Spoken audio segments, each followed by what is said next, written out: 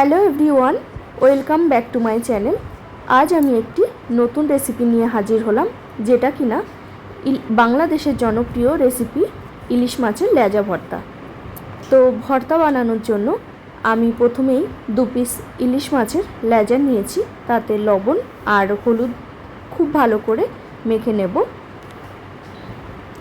মেখে নিয়ে অন্যদিকে কড়াই বসিয়ে দিয়ে আমি তাতে দিয়ে দেব বেশ খানিকটা সর্ষের তেল। সর্ষের তেল দিয়ে প্রথমে আমি 3টে শুকনো লঙ্কাকে খুব ভালো করে ভেজে নেব। ভেজে তুলে নিয়ে দিয়ে দেব আগে থেকে একটা মিডিয়াম সাইজের পেঁয়াজ। আমি এভাবে কুচি করে রেখেছিলাম।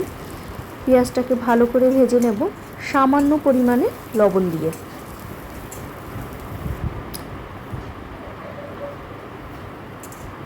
এই রকম পর্যায়ে পেঁয়াজটাকে আমি তুলে নিলাম।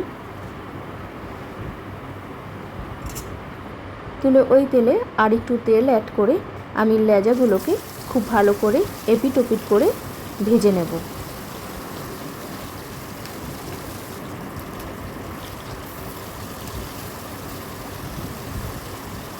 লেজাগুলোকে ভেজে আমি তুলে নেব শিলের ওপরে।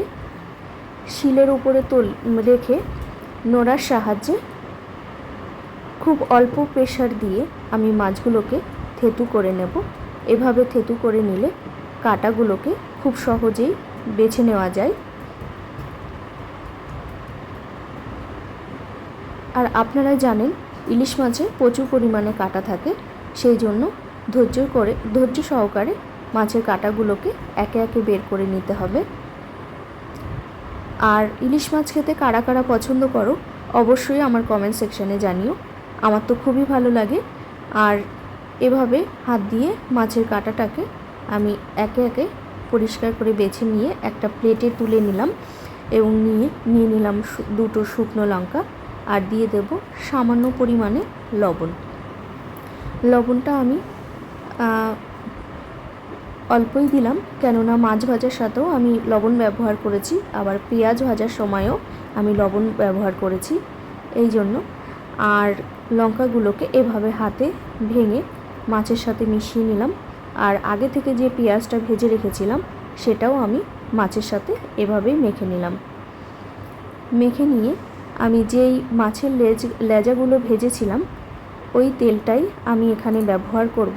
তাতে এর স্বাদটা অনেকটাই বেড়ে যায় আর ফ্লেভারটা অনেকটাই ভালো আসে। আর সব শেষে আমি ধনেপাতা কুচি দিয়ে এভাবে খুব ভালো করে মেখে নিয়েছি।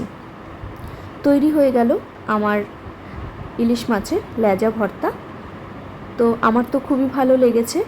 অবশ্যই আপনারাও একবার বাড়িতে ট্রাই করে দেখবেন, আশা করি খুবই ভালো লাগবে।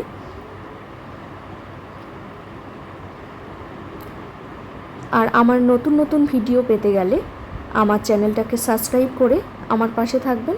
আর এই ভিডিওটি যদি ভালো লেগে থাকে অবশ্যই লাইক কমেন্ট করে আপনার বন্ধুদের সাথে আমার ভিডিওটি শেয়ার করবেন। ধন্যবাদ।